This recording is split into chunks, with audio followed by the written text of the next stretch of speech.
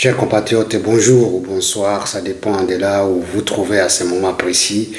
Nous voilà encore une fois de plus ce soir pour vous informer de la situation qui se passe chez nous en République démocratique du Congo.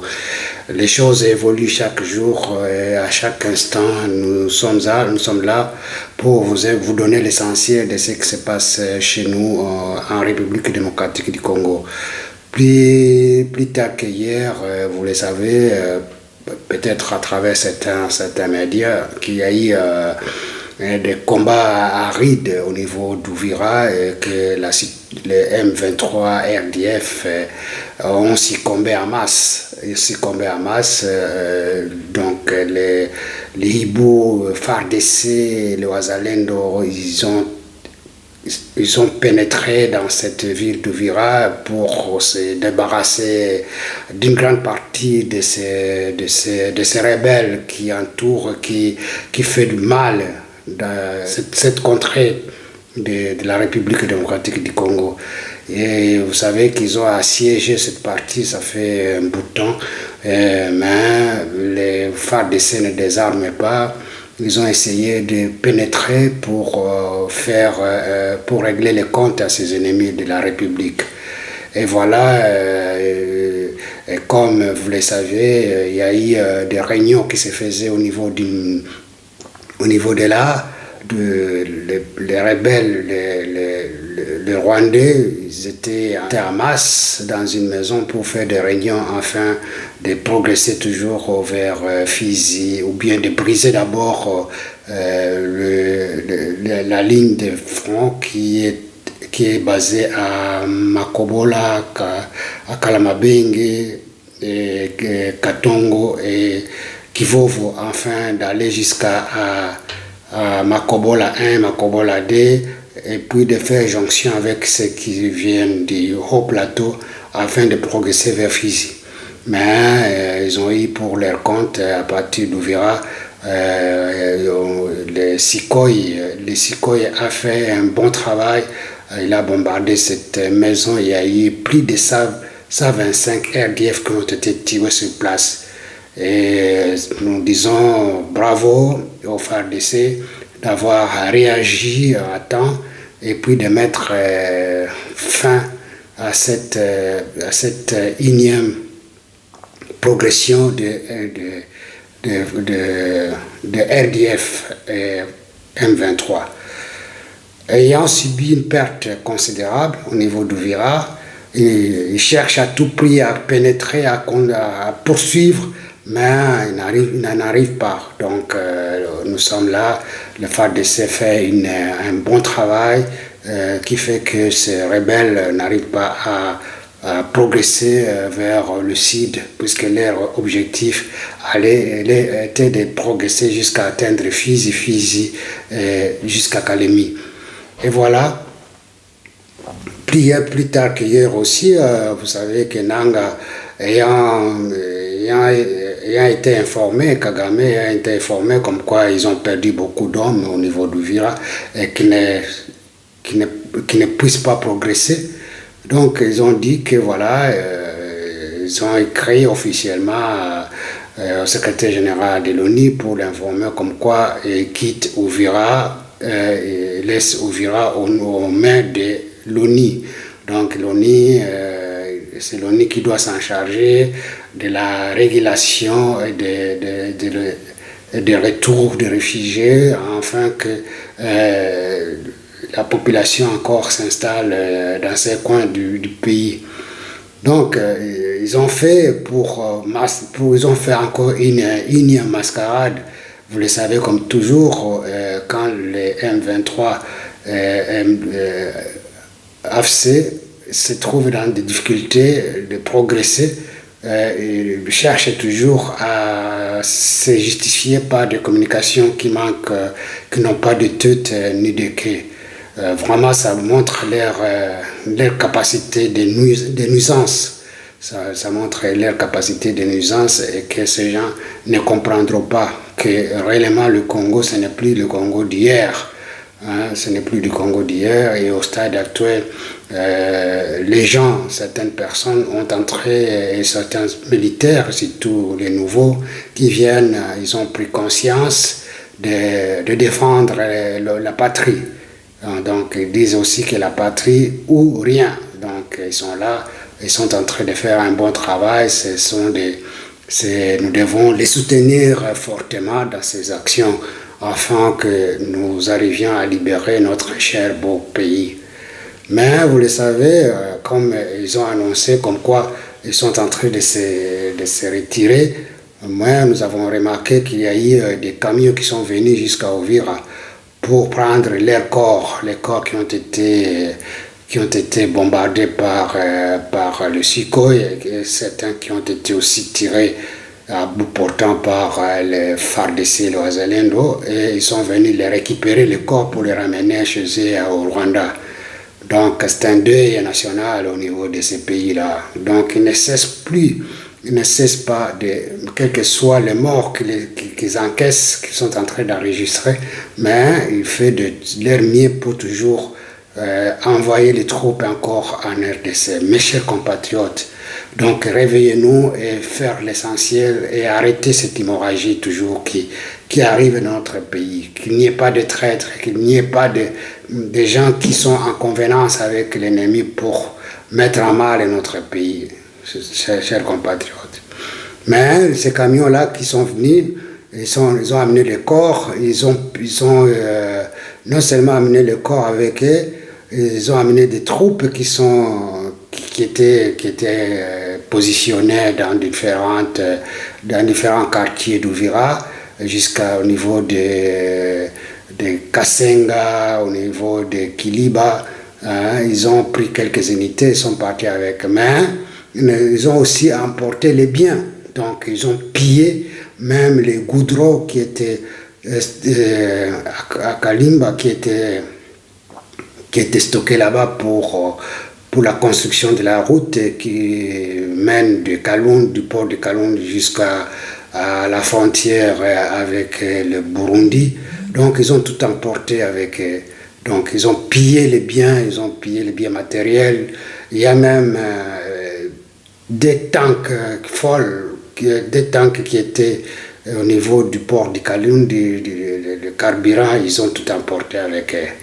Donc ce sont ces gens, on voit, ce sont ces gens qui se disent libérateurs, mais ils viennent piller, ramener tout ce qu'ils ont à ramener au Rwanda. Donc le Rwanda qui a pillé le Congo plus de 30 ans, qui continue toujours à venir à piller même les matériels. Les matériels de construction, différents matériels, ils amènent avec eux. C'est comme s'il n'y avait rien même chez eux au Rwanda. Donc on se dit vraiment, depuis ce temps qu'il a pillé le Congo, il n'a jamais construit son pays en dehors du capital Kigali. Et quand vous faites tout le monde qui va là-bas et vous disent en dehors du Kigali, partout ailleurs, c'est rien. Et pourtant, il s'est implanté à l'est de la République démocratique du Congo. Il a pillé toutes ces années, mais il n'arrive pas à reconstruire son pays. Quel président qui se disent qui est respectué par tout au monde, surtout en Afrique, on le prenait comme un modèle qui est en train d'envahir un autre pays, un modèle qui est en train de saigner un autre pays. Chers compatriotes, nous ne pouvons pas continuer à tolérer tout cela. Nous devons tout faire pour mettre à mal les ennemis de la République. Donc, je vous laisse suivre un peu tout ce qui a été les camions qui sont venus pour récupérer les biens qui étaient stockés à Uvira et pour les amener avec eux au Rwanda. Donc c'est un pays qui n'a rien, c'est un pays qui se nourrit non seulement du Congo, il se nourrit aussi des dons. Et voilà, vraiment, ce pays pourra s'en sortir si une fois nous mettons du sérieux dans notre pays et arriver à stabiliser notre nation, notre pays. Celui-là ne pourra pas s'en sortir. Et je vous laisse un peu suivre les camions qui sont venus prendre leur corps et embarquer tous les biens matériels qui se trouvent à leur passage. Suivez un petit peu.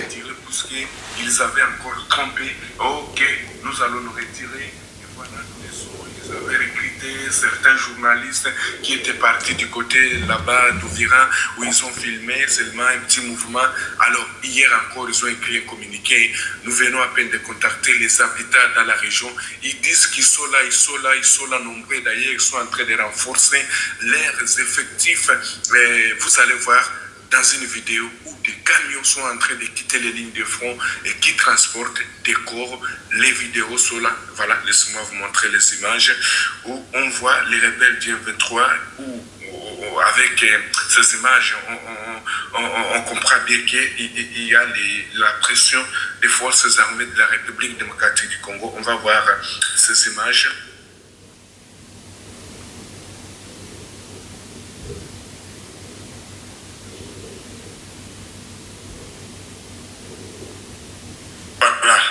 Nous prenons ces images maintenant, chers téléspectateurs d'Afro Info 243.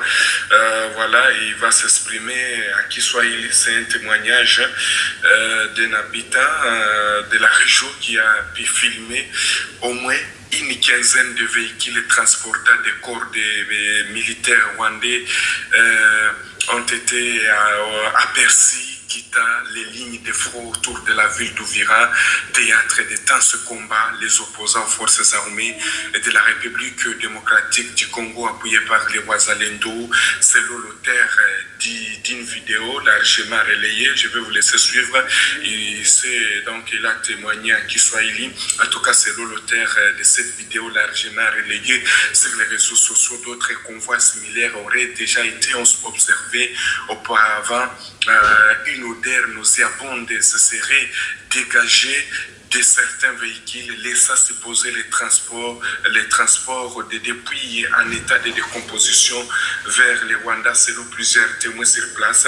Ces derniers jours, les rebelles du M23 et leurs alliés rwandais, selon les sources locales, se heurtent à une forte résistance lors de leur tentative de débordement des positions tenues par les Wazalendo sur les différentes lignes de front autour de la ville d'Ouvira. Des sources locales évoquent des affrontements violents ayant entraîné des pertes humaines du côté de la part de la coalition RDF M23. Jusqu'à présent, aucune réaction toujours de la coalition M23, mais je vais vous laisser suivre ce témoignage en Kiswahili. Leon? Stefan? Du machst echt alles. Nur nicht deine Steuern. Niza mingi ziko kama kenze. Niza mingi. Sasa wanaanza kukupa maneno ya bidii. Sasa ukishaokoka. Niza mingi sana. Plus de 15 camions qui transportent le corps et les biens matériels pillés à Ouvira. Et voilà. Vous suivez aussi des camions qui sont en colonne. Donc, le mouche, les camions sont entourés par des mouches, donc on suppose que ces corps sont déjà en décomposition.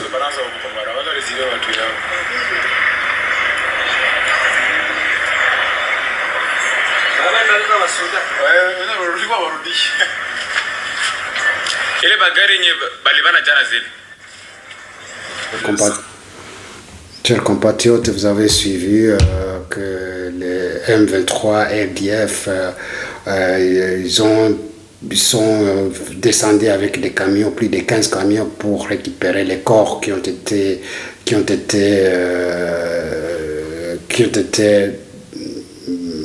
dispersés par-ci par-là dans la ville d'Ouvira compte tenu des attaques foudroyantes qui a eu lieu et qui a mis à mal cette rébellion, ces rebelles du M23 RDF. Mes chers compatriotes, donc nous espérons, quelle que soit la longueur de la nuit, le jour ne finira par apparaître. Donc, même si RDF, certains sont restés dans la ville d'Ouvira, ils seront décimés d'ici là.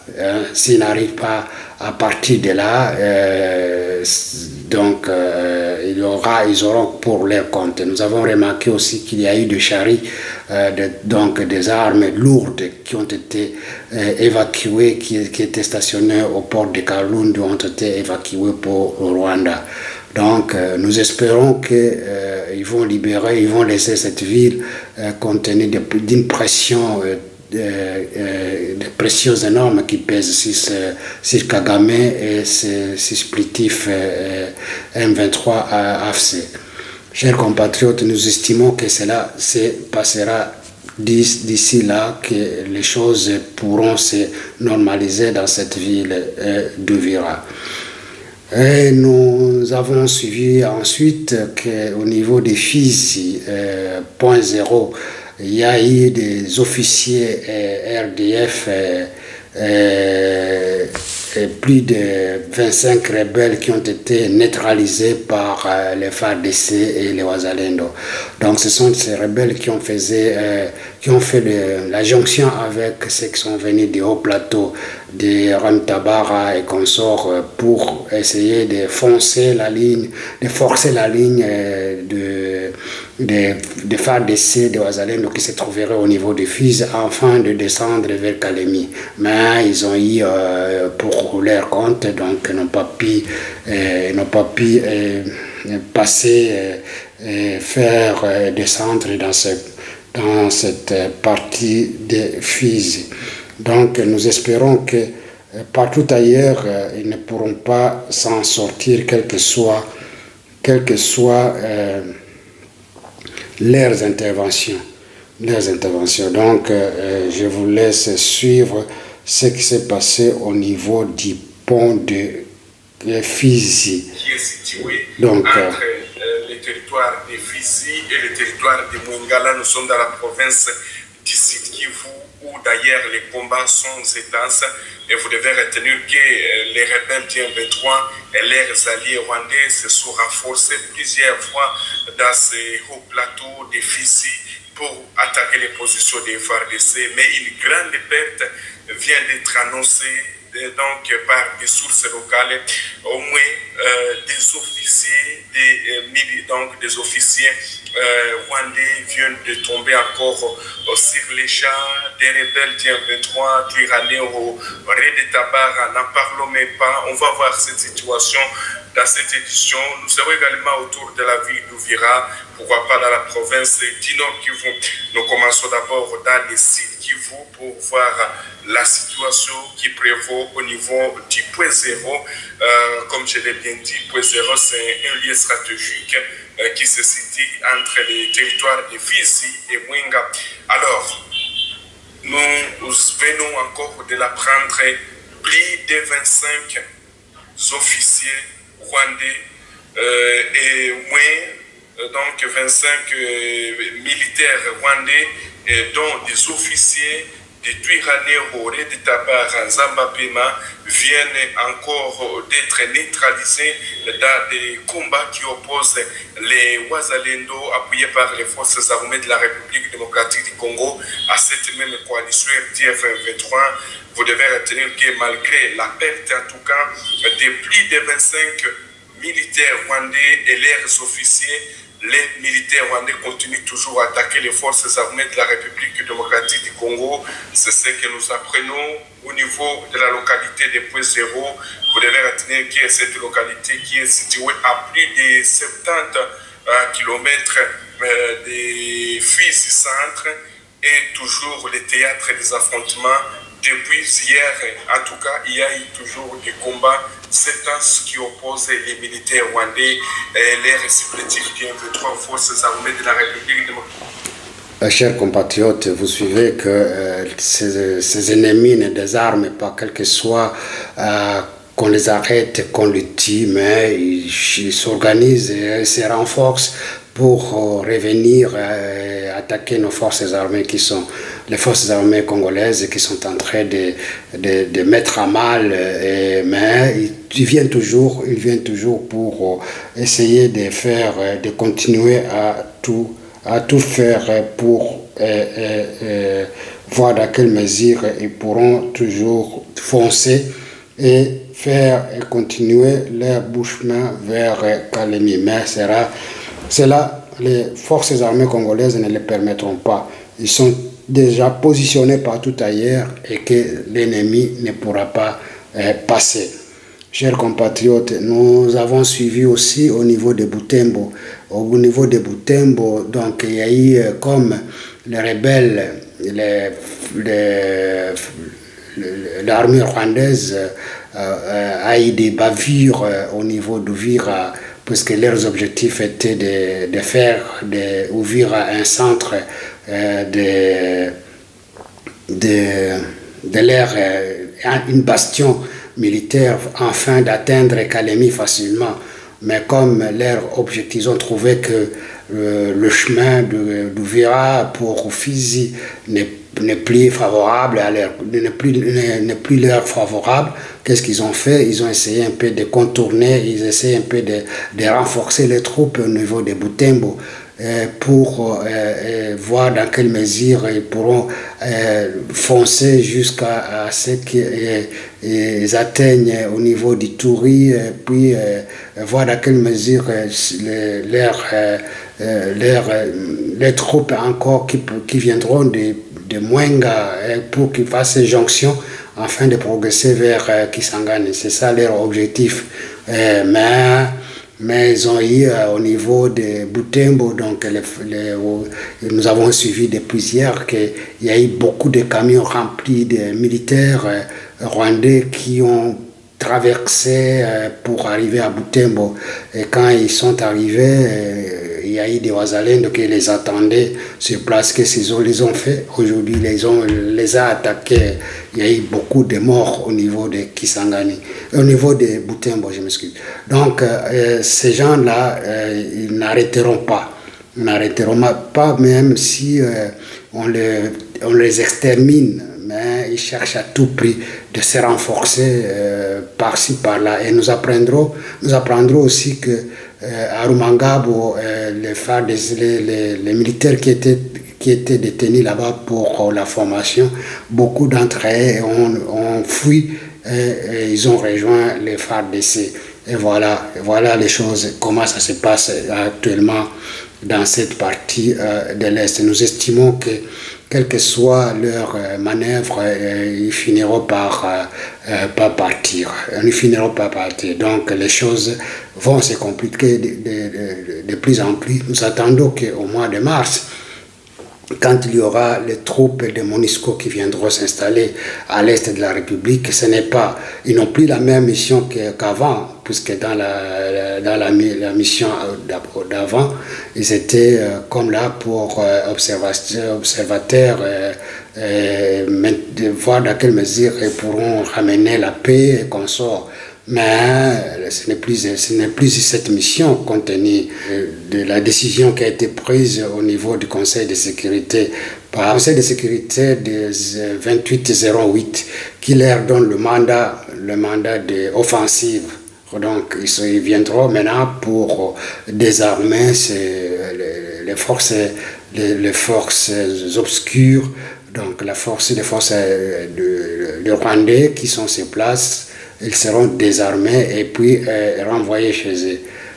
C'est ainsi que Kagame, se trouvant dans cette situation, avec Kabila, ils essayent un peu de renforcer ces troupes. Ils s'y jettent maintenant avec les dernières énergies pour essayer un peu de déstabiliser encore davantage et de récupérer certaines localités afin de solliciter aussi un dialogue par-ci par-là. Nous avons suivi, ils essayent un peu de renforcer ces troupes au niveau du terrain. Ils essayent aussi de faire des manigances au niveau diplomatique pour voir dans quelle mesure ils peuvent s'en sortir. Mais les choses se compliquent au jour le jour. C'est même par la petite fenêtre. Même par la petite fenêtre, on ne les laissera pas passer. Puisque le mal qu'ils ont causé à la République démocratique du Congo, plus de 20 millions de morts, des femmes qui sont violées, des enfants qui sont tués par-ci par-là, des enfants orphelins partout. Donc, nous ne laisserons pas passer cet ignoble barbarie causée par le Rwanda et ce supplétif M23 AFC. Chers compatriotes, nous avons suivi tout à l'heure aussi que les négociations au niveau, les pourparlers au niveau de Lomé, il y a les anciens chefs d'État africains se sont retrouvés à Lomé pour des rencontres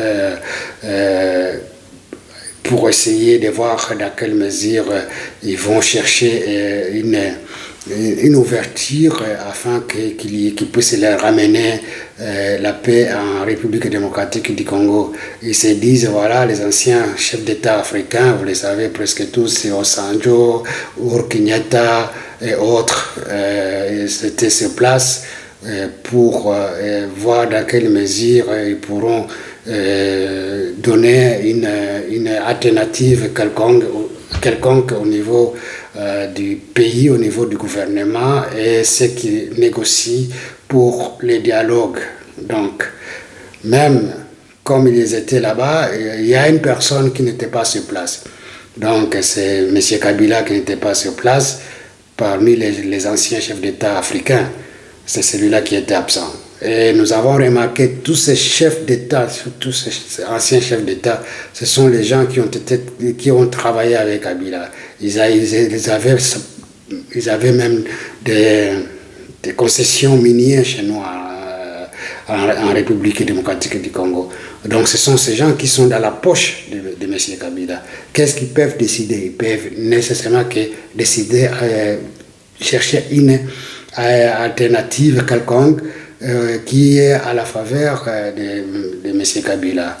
Et mes chers compatriotes, nous devons suivre de très près cet arrangement machiavélique qui se met encore en place pour sauver certains individus qui ont tué les compatriotes. Donc le sang ne leur dit rien. Le sang des citoyens ne leur dit rien. Là où il y a plus de 20 millions de morts, aucun pays africain qui a déjà connu ce drame, cet génocide qui a été causé par un petit pays comme le Rwanda. Donc, nous ne pouvons pas tolérer, nous ne pouvons plus encore tolérer cette manigance. Même s'ils se réunissent pour sauver celui-là, donc je crois bien que nous sommes tellement éveillés, nous sommes maintenant éveillés, le peu de Congolais qui sont éveillés ne le permettront pas. Donc, chers compatriotes, et c'est là, vous le savez aussi que Senga pour SSC et Chole pour la Senko, une fois qu'ils ont terminé la rencontre avec Lorenzo en Angola, CD, au lieu qu'ils rentrent au pays, ils sont allés jusqu'à Nairobi. Ils sont allés à Nairobi, ils ont rencontré M. Kabila sur place, ils étaient accueillis par une sœur religieuse dans un couvent loin de capitale Nairobi, un peu loin de capitale de Nairobi. Ils se sont rencontrés là-bas pour discuter de ce qui a été, pour rendre compte à Kabila de ce qui a été discuté à Luanda. Donc ils ont dit que voilà, tout ce qu'ils ont suivi à Luanda les attendaient sur place pour qu'on leur rende compte. Ils sont arrivés là-bas, ils ont discuté, ils ont parlé, ils ont dit que vraiment le gouvernement congolais n'attend pas le dialogue et qu'il fallait nécessairement voir dans quelle mesure ils vont encore redéfinir ce dialogue, voir dans quelle mesure ils vont contourner certains obstacles pour repositionner ce qu'ils disent comme dialogue. Donc repositionner les hommes politiques de l'opposition entre eux pour enfin voir comment ils vont faire pression pour arracher ce dialogue. Mais ils ont dit à Kabila que le gouvernement Tshisekedi n'attend pas de ce dialogue qui a été sollicité et mis au pied par la Senko et l'SSC. Donc, cela étant dit, Maintenant, ils ont cherché à définir de nouvelles stratégies. De nouvelles stratégies. Entre autres, ils ont mis en place des stratégies, 3 stratégies. Donc, ils vont redéfinir le dialogue politique, c'est le premier objectif. Le deuxième, c'est le dossier de quelques cas des prisonniers, qui sont au niveau d'Indolo et ailleurs, à Kinshasa. Donc, essayer de faire pression à ce que le gouvernement puisse relâcher ces prisonniers. Et aussi la révolution de l'armée. Donc, ce sont les trois objectifs. Donc, ils vont essayer de pousser l'accélérateur à ce que le gouvernement accepte le dialogue. Et le dialogue pour aboutir à un gouvernement qu'ils vont appeler, je ne sais pas quel gouvernement, mais dans ce gouvernement, il y aura le président 1+2 ou 1+3. Ça dépendra de la façon dont ils vont faire aboutir ce schéma, leur schéma. Mais ils sont en train maintenant de mettre en place ces 3 objectifs. Donc le premier objectif, pousser à ce qu'il y ait des dialogues.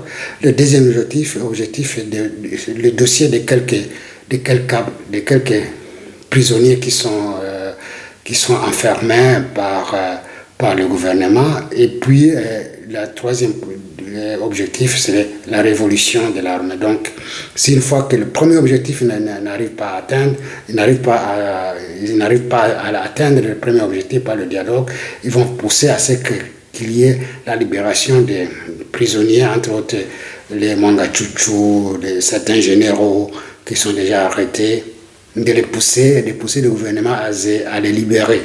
Le troisième, si ça ne réussit pas, le troisième, c'est faire dire à l'armée de faire un putsch, donc faire de leur mieux pour renverser le pouvoir.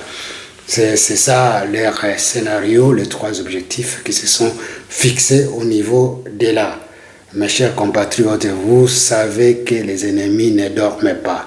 Les ennemis sont en train de faire tous les moyens possibles pour arriver à renverser le pouvoir par force. Donc, et ça sera un drame si une fois ils réussissent cela. Mais Dieu ne le permettra pas. Compte tenu du mal qu'ils ont fait aux Congolais, compte tenu de la situation dans laquelle ils ont plongé ces pays, par la gabegie financière, par le détournement, par la tuerie, par forcer certains Congolais à l'exil, et ainsi de suite. Donc c'est tous ces scénarios qui se sont mis en place et qui ont permis que les Congos ne puissent pas démarrer. Et vous savez tous que l'Est, presque tous les pays étaient ingouvernables. Donc dans ces cas-là, si un Congolais qui a un bon souvenir, qui a vraiment une conscience, ne pourra plus encore accepter que ces choses arrivent.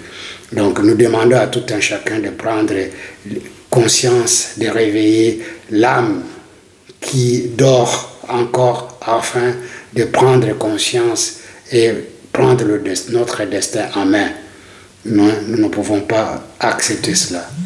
Et nous avons suivi aussi qu'il y a certains compatriotes qui sont dans le gouvernement, des postes de responsabilité dans notre pays, qui ont essayé de faire, qui ne veulent pas assez que les choses puissent se mettre en place comme il se doit.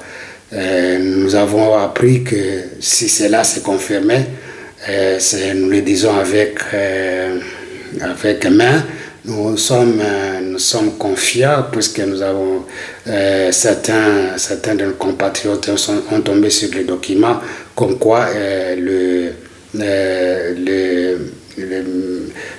ministre des Finances, le gouverneur de la banque, aussi le directeur du cabinet, pour ne citer que ces 3, ils ont demandé à une banque américaine de leur citoyer avant qu'ils acceptent à ce que leur dossier puisse progresser, même qu'ils puissent rencontrer les représentants de la République.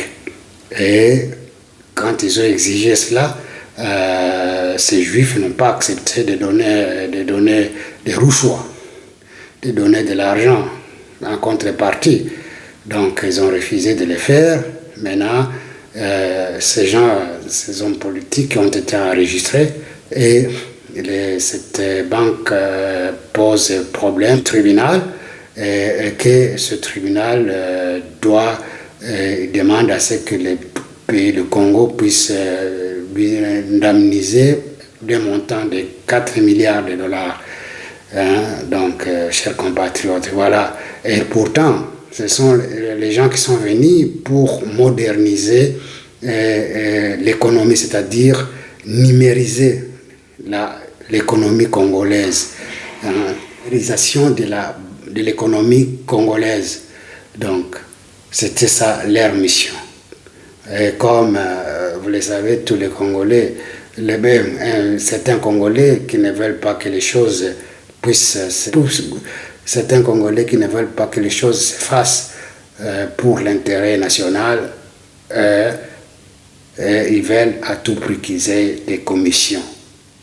Ce sont des commissionnaires de tous bords. Et voilà, chers compatriotes, donc c'est un dossier à suivre. Nous allons suivre de très près. Nous croyons que, nous estimons que les vérités finiront par éclater et que les choses se passent.